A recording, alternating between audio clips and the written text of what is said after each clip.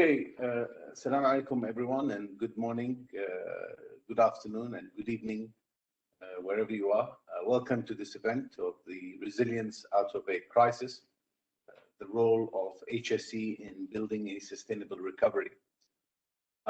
This is a live event, and my name is Dr. Wabah Ghanem Al-Hashmi, and I am the Honorary Chairman of the Energy Institute Middle East and the proud Fellow of the Energy Institute. I am going to be introducing. Today. I have the great honor, actually, of introducing this discussion today.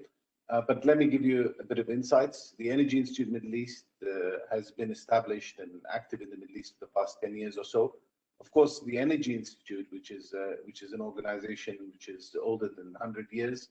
I hope that we have a lot of members and also interested parties online today joining us for this. But part of the, very central part of the work of the Energy Institute has been to support professionals working around the world to safely and efficiently produce and manage energy in all its forms, from conventional fuels through to low carbon renewables, and on also the demand side.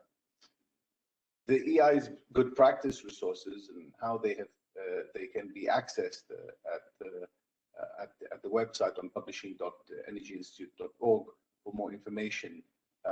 And particularly, I would like to highlight the EI upcoming 2021 guidance on managing mental well-being post COVID-19. I've been personally involved in HSE for many years, and mental health issues have become really very important and very central to HSE issues for organizations.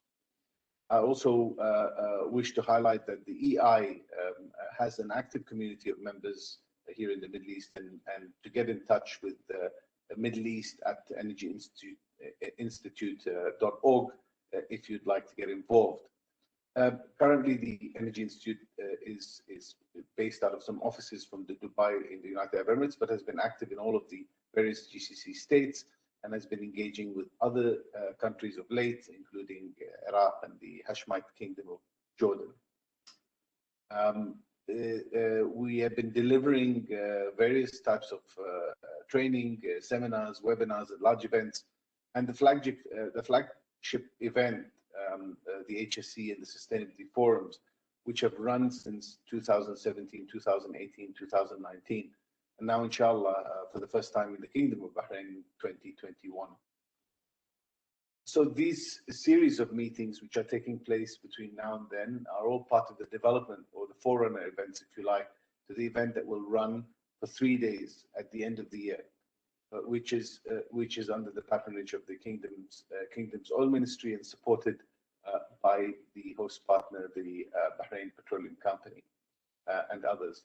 The HSE Forum is endorsed by the National Oil and Gas Authority of Bahrain, NOGA Holdings. In 2021, the EI was very proud, also Middle East, and to have 2 honorary fellowships that have been now awarded to 2 pioneers in the energy industry. His Excellency Mr. Saeed Mohamed Al-Tayeb, Vice Chair of the Dubai Supreme Council of Energy, and the MD of DIWA here in Dubai, and also to His Excellency Dr. Mirza Hussain, the ex-Minister of Energy and the Director General of the Supreme Energy Council in the Kingdom of Bahrain. They join the only 70 honorary fellows globally out of the more than 20,000 active members in the Energy Institute.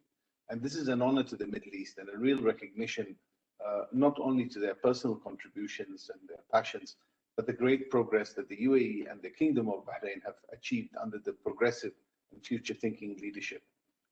The Middle East remains one of the most significant hubs of energy supply in the world, and the focus, therefore, of the EI Middle East has been a 3-pronged approach. 1, raising awareness on the importance of energy from a social, economic, and environmental perspective, its security, its diversity, and its transformation. Also, secondly, focusing on training and developing practitioners in the energy and energy-related matters, such as HSE and sustainability. And 3, providing really a forum for energy practitioners and experts to meet as a platform of thought leadership. And it has been my pleasure for the past few years to have been at the service of my fellow board members and participating members and organizations here at the EI Middle East as an honorary chairman for the Middle East branch. It has been more than an honor, it has been truly a pleasure, really. So today, it is even a greater pleasure for me to introduce two great thought leaders of the global energy industry. His Excellency Shaikh Mohamed Khalifa, the Minister of Oil in the Kingdom of Bahrain, and National Oil and Gas Authority. And Sheikh Mohammed bin Khalifa bin Ahmed Al Khalifa graduated with honors from the King Fahd University of Petroleum and Minerals with a BSc degree. He completed his higher education in the United Kingdom with master's degrees from the University of Cambridge and an advanced master's from the Imperial College of Science. He also holds an MBA and a pole from DePaul University, Kelstati Graduate School of Business. And I apologize for my pronunciation there. He joined the Ministry of Finance, Kingdom of Bahrain, in the year of 1999, where he became Director of Government Shareholdings in 2005. During his tenure at the ministry, he provided on the privatization of key projects, including the privatization of power plants, SEEF Properties IPO, and the Muharraq STP. He's a former board member of the Bahrain National Gas Expansion Company, Lulu Tourism Company. He was appointed as the Chief Executive of the Oil and Gas Holding Company in 2011. He's currently the Chairman of the NOGA Holdings and the Oil and Gas Holding Company, Tatweer Petroleum Company, and the Arab Shipbuilding and Repair Yard Company. Under the Royal Decree number 45 of the year 2016, issued by His Majesty King Hamad bin Isa Al Khalifa, King of Bahrain, on the 3rd of June 2016, Sheikh Mohammed bin Khalifa Al Khalifa was appointed as the Minister of Oil, and he was reappointed on December 4th, 2018, under the Royal Decree number 61. I just want to say that the first time I met His Excellency was actually, we were both invited to a panel, I think in Dubai, some 7-8 years ago, and I really had the pleasure and really the honor of sitting side by side with His Excellency as we were answering questions for. It was a special event for a consultancy firm that they wanted to insights for their consultants, and I really very much learned a lot from His Excellency that day. So let me also introduce the interview anchor for the session, our friend and dear colleague, Louise Kingham, OBE FEI also, and Chief Executive of the Energy Institute. Louise has spent the past 29 years working with energy professionals around the world.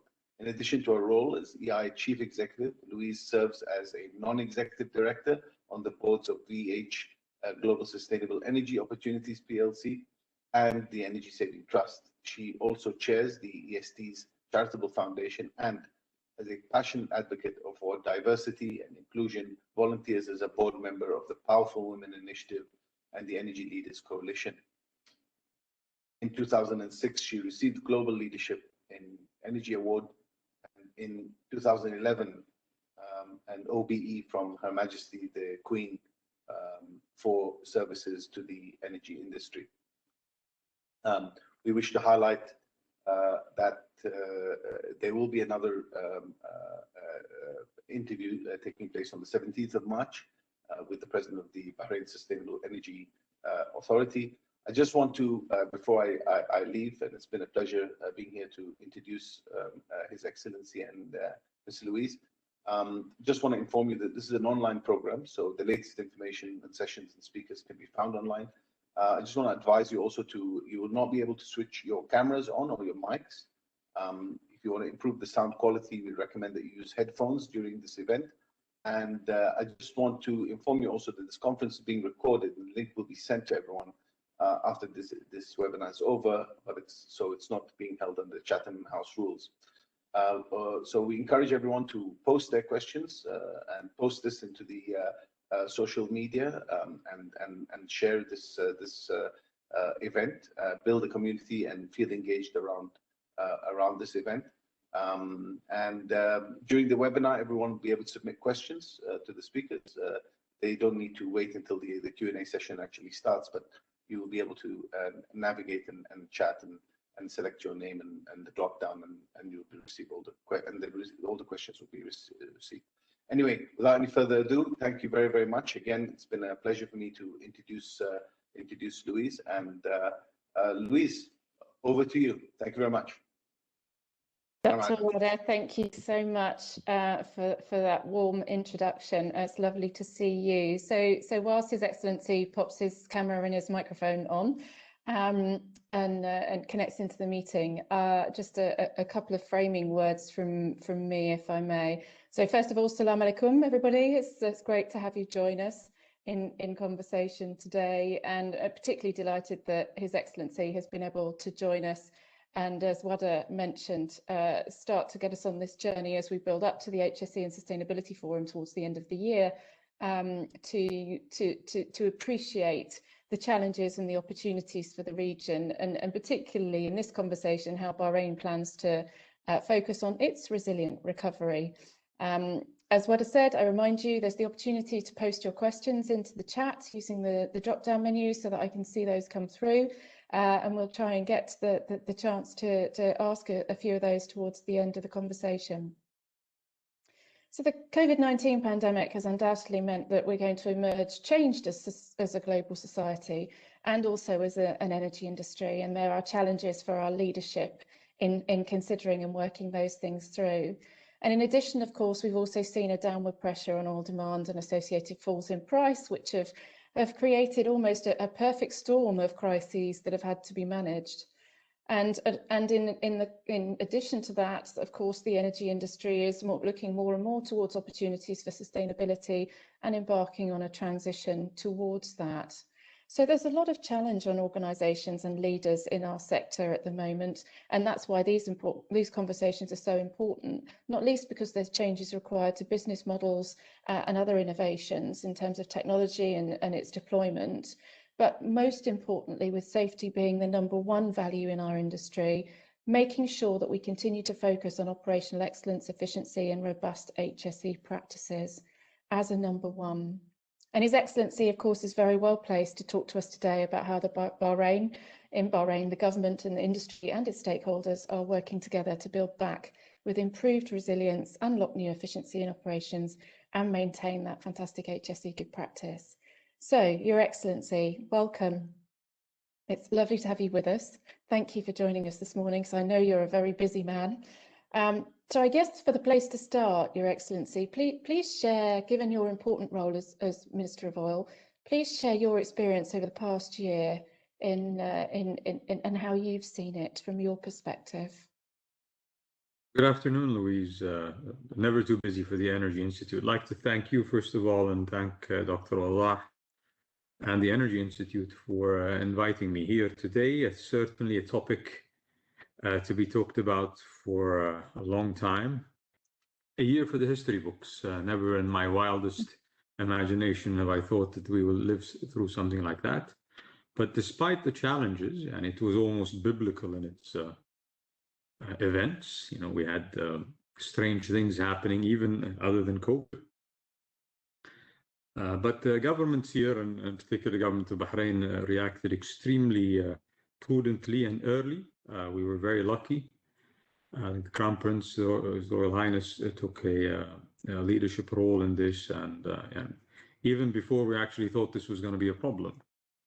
The governments in the region have acted extremely well. They managed this crisis very well. They helped us in the industry by putting in the rules early on.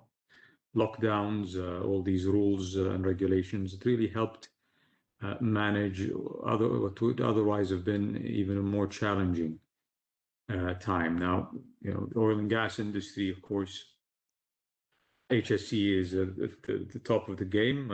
Operations, as you know, is 24 hours. You have shifts. Dealing with all of that has been extremely challenging, but I have to commend our HSE teams in all the companies that work in Bahrain's oil and gas sector for, first of all, collaborating. We had immediately set up a team that is tasked, anything to do with COVID. But they made sure they shared best practices immediately.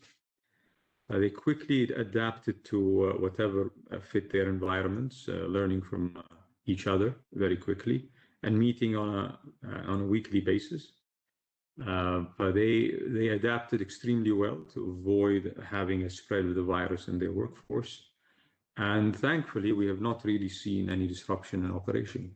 Babco gets a lot of praise for what they have done. They've been dealing with a multi-billion-dollar project at the time, still do. And I think due to the diligence of the management there and what they've been applying in terms of HSE, they did not stop work for 1 day. We even received all the equipment that were due to arrive on time. We did lose some time, but not a day has been lost in construction. So that was due to a lot of the rules and regulations. Really, the governments here set up first, but organizations were quick to adapt and apply those rules to the way they operate. And you described it as almost a biblical experience. I mean, obviously you've mentioned the pandemic, and of course that's still with us. We're not done yet. We're not through it yet, even though some might feel a little bit that way, depending on how their position is in their country relative to vaccines and returning to work and emerging from lockdowns and so on. But were there other aspects that put pressure on your role and the need for additional leadership in the context of this, given the fall in demand, the need to keep the big construction projects running, the challenge of working towards sustainability and so on? Were there other dimensions beyond the COVID-19 pandemic that were pressures on you? Absolutely. I mean, this is probably one of the lessons learned, and the world really came into full collaboration. And it's the crash of the oil price. We're not part of OPEC, and Bahrain is a small producer, but I did attend the OPEC Plus meeting in March, where the demand was just beginning to falter. Nobody really expected what happened afterwards in terms of the total crash in demand. But at the time, there was a disagreement. Some of the larger producers thought that there was no need for a small cut at the time, and they left with no agreement. And as we moved into March, the end of March, first beginning of April, all hell broke loose. We saw negative pricing in WTI in the US, although it's for a short time. But I was seriously worried that you will not be able to sell crude or refined products. A lot of the buying was going into storage, and storage was about to hit tank tops. So that, and it's not even a conceived scenario that you don't have a market to sell to. Things like jet fuel was extremely challenged. And it was even being sold as cooking fuel in some of the markets in Asia, because 90+% of airlines were grounded. So I was part of a collaborative team, the GCC ministers, and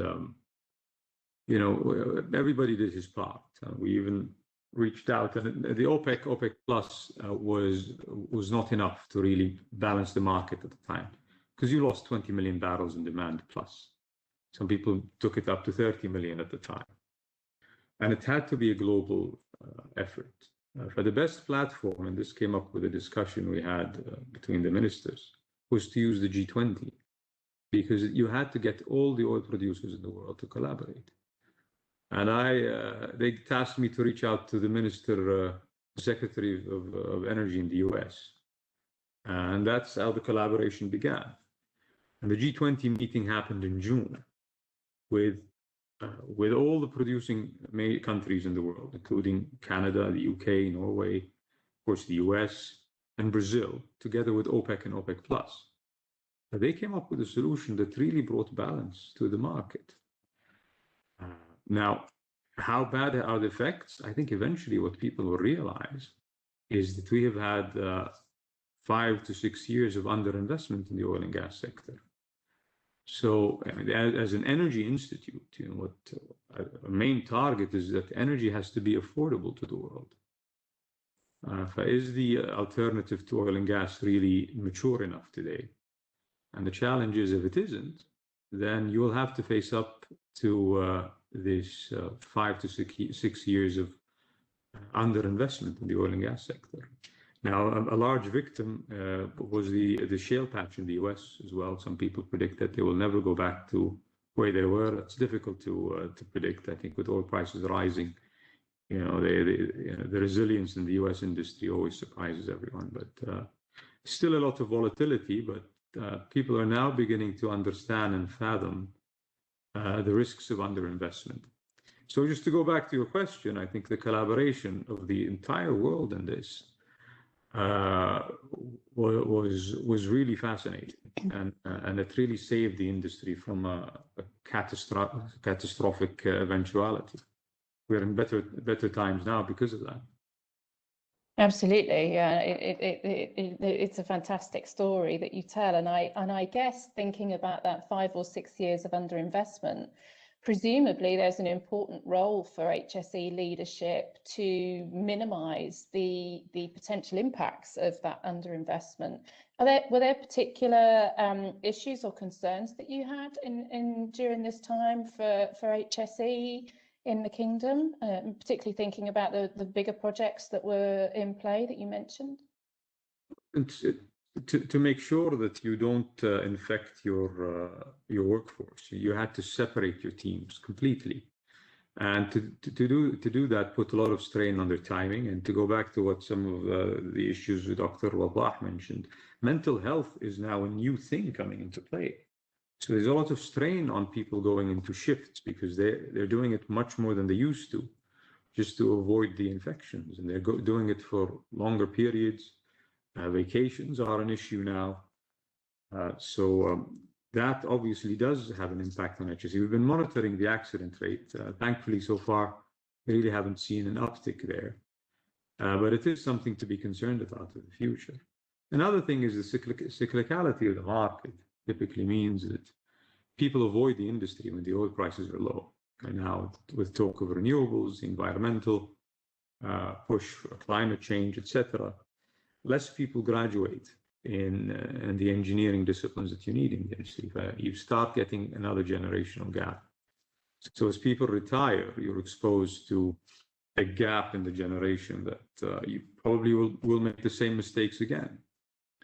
But organizations have not yet mastered the way of capturing experiences and leaving it in an organization. Unfortunately, it does leave sometimes, or often actually, with people retiring. And that is a huge HSE concern. Because ultimately, it's the most important people are the people that work in the organization. And of course, after that, the assets and their integrity and optimizing all of that. But these are some of the risks that in history, they kind of repeated themselves. It's nothing new, but it is a challenge. And I guess that's also why good practice is so important to be shared and retained, isn't it? Because if that knowledge can't be retained as an asset when people retire from a 30, 40-year career in an organisation, at least if it's being shared collaboratively across industries in a way that the Energy Institute and other organisations do in working with ministries and industry, I guess that's one of the ways that we can try and capture some of that so that it isn't completely lost. And your challenge around sort of retaining and attracting talent, young talent through degrees and apprenticeships into engineering or technology-based disciplines is one that we see in many countries. We have that in the UK as well, and a particular also an imbalance, not just in general attraction, but also in attracting people from underrepresented parts of society, which and trying to encourage those that might think an engineering career was even possible as a real opportunity. Thinking about that, in your role as minister with your fellow ministers, is there a role for more leadership around encouraging people to take certain lines of education, certain subjects, in order to try and direct people more so into these sectors where HSE plays such a key part? Absolutely. I mean, you talked about the vocational end. you need to motivate people to go back to that. The academic end, can only go so far. And typically, what people study in the degrees they choose lags a little bit on the reality.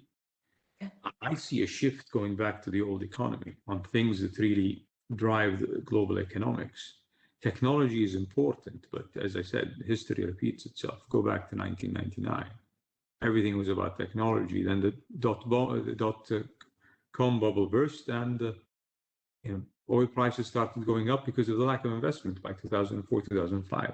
So similar cycle. And history, funnily enough, repeats itself so much. And yes, there's a lot to do to convince the young generation on how to choose their careers properly, because it's not a clear future when you look at it from a perspective of a school graduate.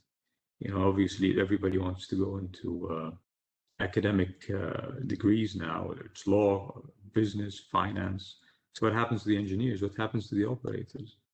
These are the ones that the old economy that we all depend on thrive upon. That reality has to sink in. So making sure you focus on vocational training a bit more, showing it for the true career opportunity it is, and not a career path of yesterday. But it's not easy.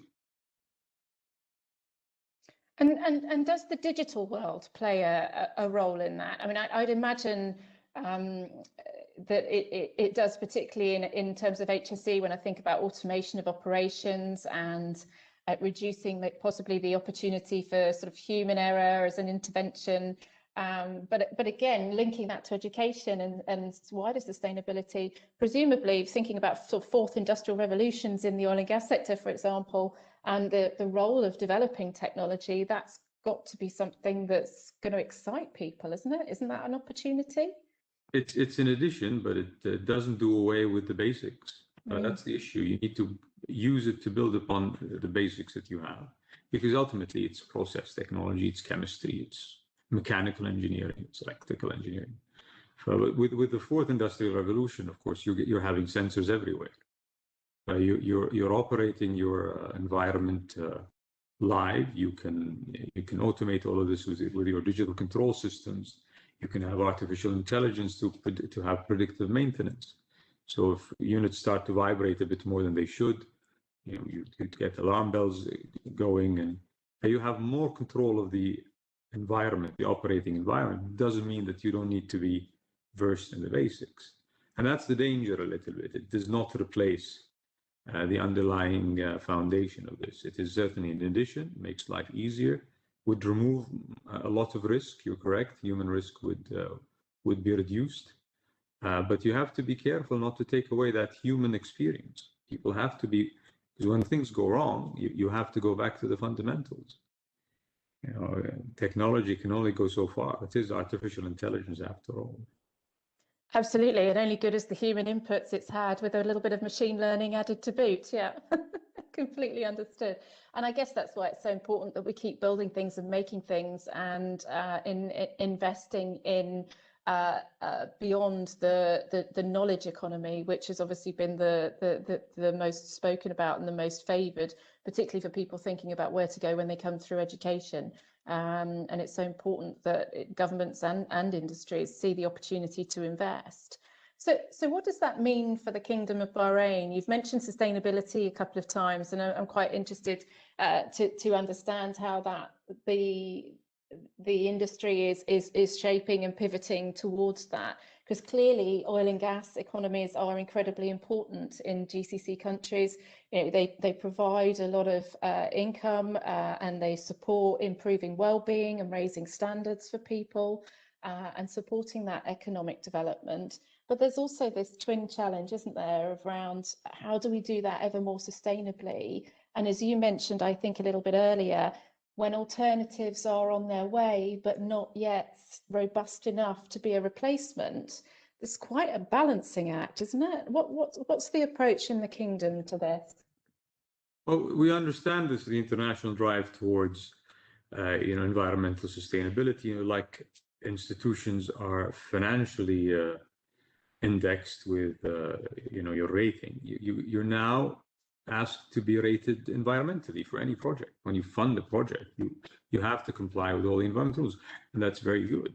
But we've actually started investing in multiple avenues when it comes to sustainability. You know, the Sustainability Authority here, the Sustainable Energy Authority, we work very closely with. We invested as a trial on a number of houses in Bahrain with solar panels. And the results are that you can actually save 30% of the household's consumption. We're applying the ESCO rules. Dubai is ahead of us in there, but we've applied the ESCO rules on 4 buildings here, together with the Electricity and Water Authority. Target is to reduce their electricity bill by 20 to 30%. And on the environmental side, you know, we're using water produced from oil wells to grow wetlands, to have green areas, and grow trees, etc. Of course, we're working on CO2 sequestration. And we're trying to understand a bit more our CO2 footprint. We have a collaboration with the Green Energy Fund that was set up in South Korea as part of the global initiative from the United Nations to combat climate change. And we're doing that to look at sustaining water resources in Bahrain. Now, how do you aggregate that to create value? We're working on that, because now these things have economic value. So the oil and gas's challenge is it's in the emissions after combustion, and there are ways of mitigating that.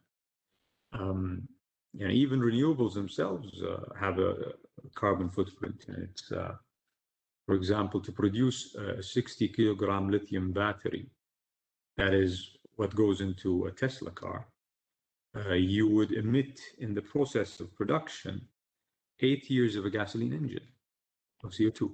But, you know, there is another form of pollution when it comes to renewables as well.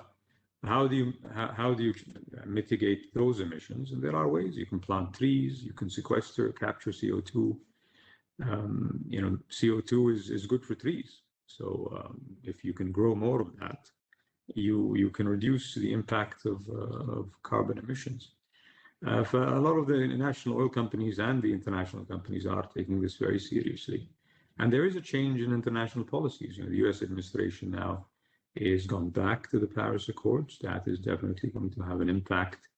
And of course, you would see that the most in the financial markets. So whenever you want to finance a project, I believe that the environmental side will be upfront, and it has to be an important part of HSE now.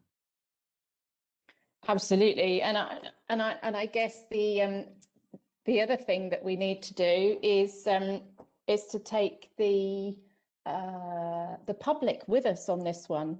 And so when you were doing those pilots in homes in Bahrain, was there much that you had to do around engaging with the homeowners and educating the public as to what the opportunity is, or are they actually driving you to raise this issue higher on the agenda and make some decisions and set some rules and standards? I don't know if they were driving this, but of course it was based on their consent. Because obviously, you know, they were not paying for this, and you know, they would get economic benefit. But it does have an impact as you're putting it on your roof. Does that cause some challenges to the homeowners, etc.?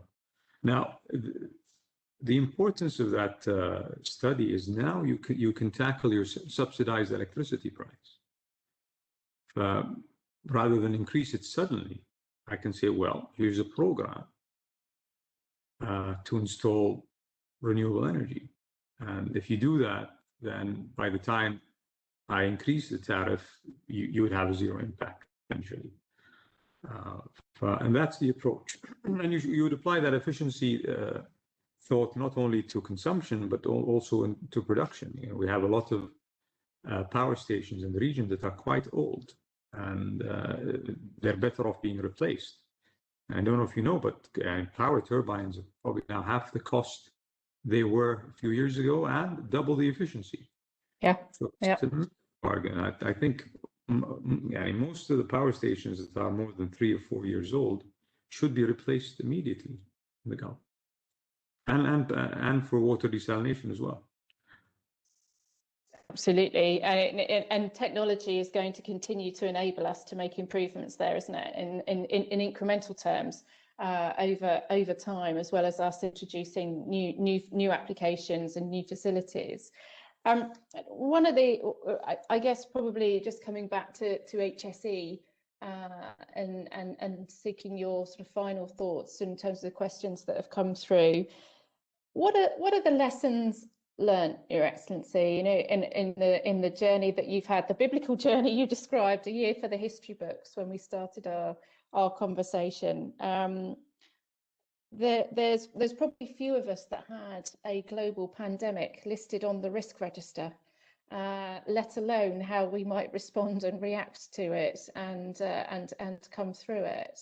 So what would you say were the lessons learned, and what are you thinking in terms of what the role of the ministry and the role of the industry in leading through this to come back more resilient and stronger? What do you see? What are your thoughts? You know, what was amazing is the amount of collaboration, not only at the local level, but on the international level, because this is totally an international pandemic. And you can exponentially increase your learning curve as you go through this crisis, which shortens the negative impact, because you can adapt very quickly.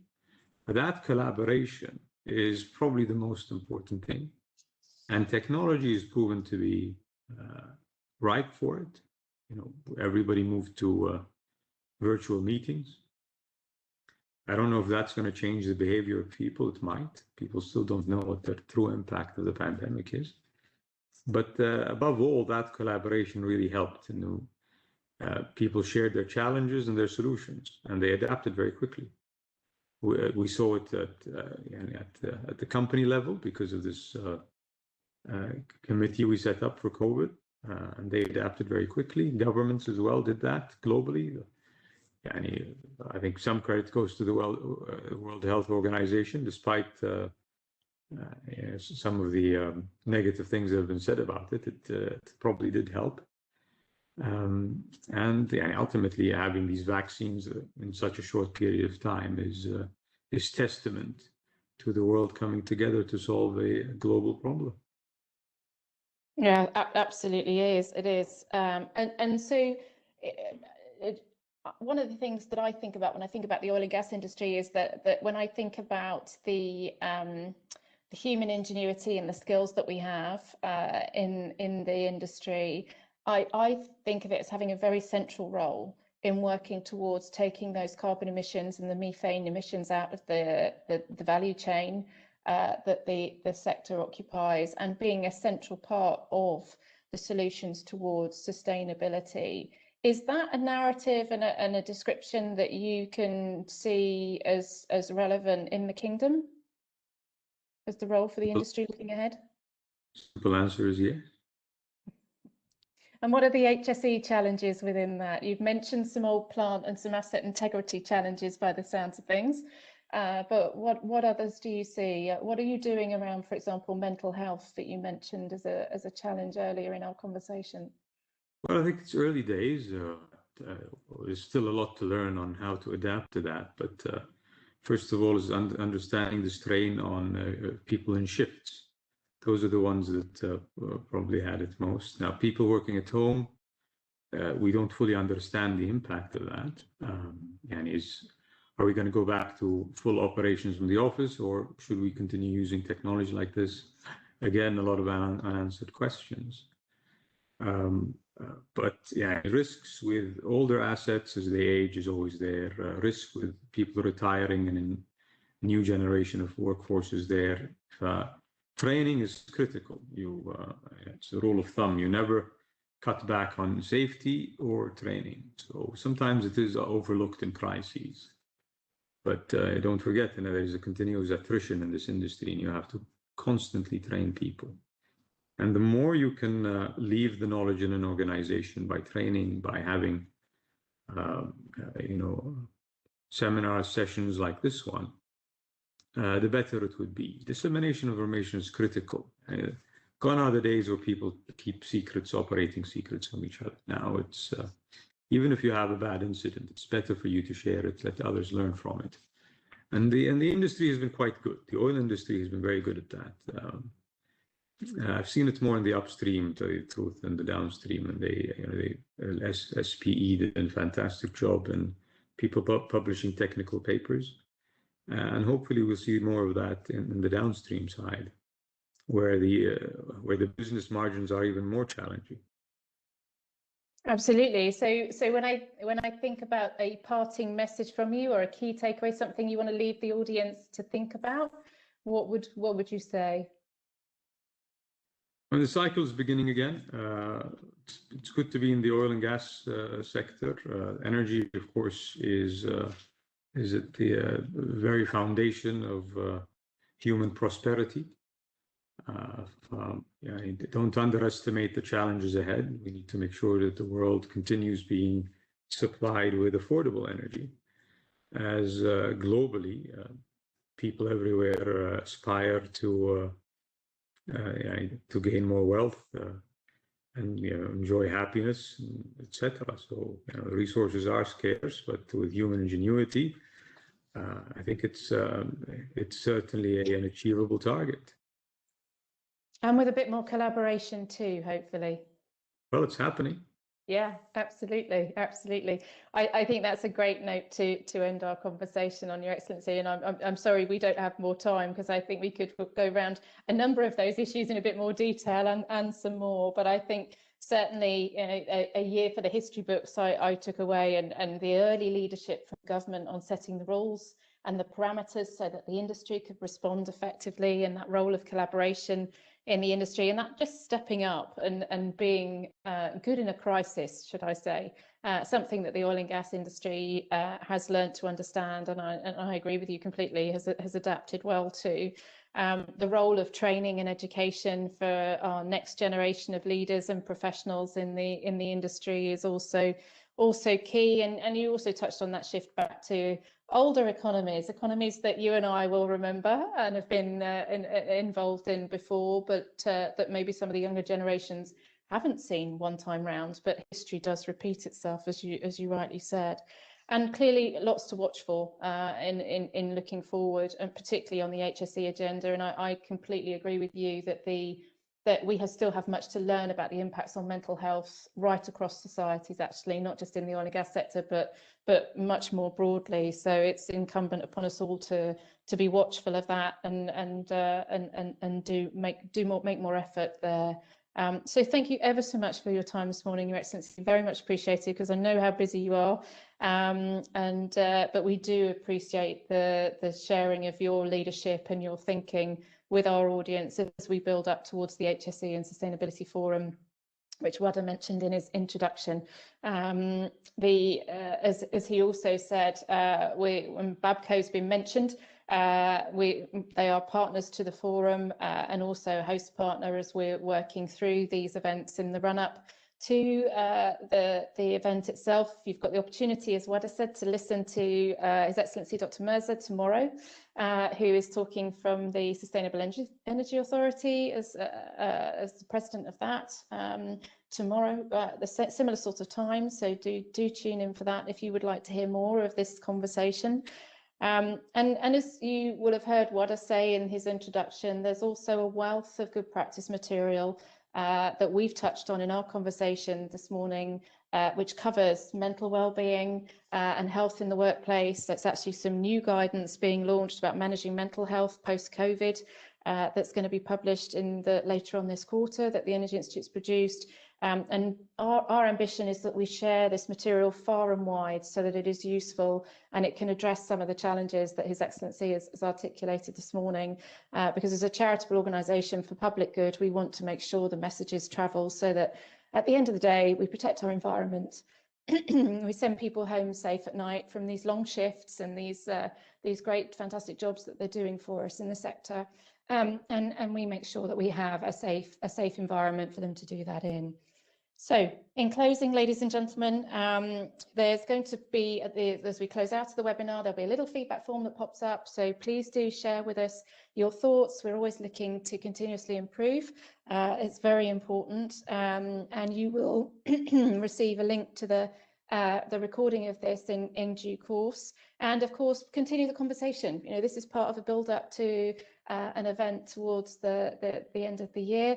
There are more details about all of the events that are coming up on the Energy Institute website. So it just remains for me to thank His Excellency once again for giving up his precious time and sharing his thoughts with us. And also thanks to Dr. Wada for hosting us and introducing the conversation that we've had either this morning or this afternoon or this evening, depending on where you are listening in the world.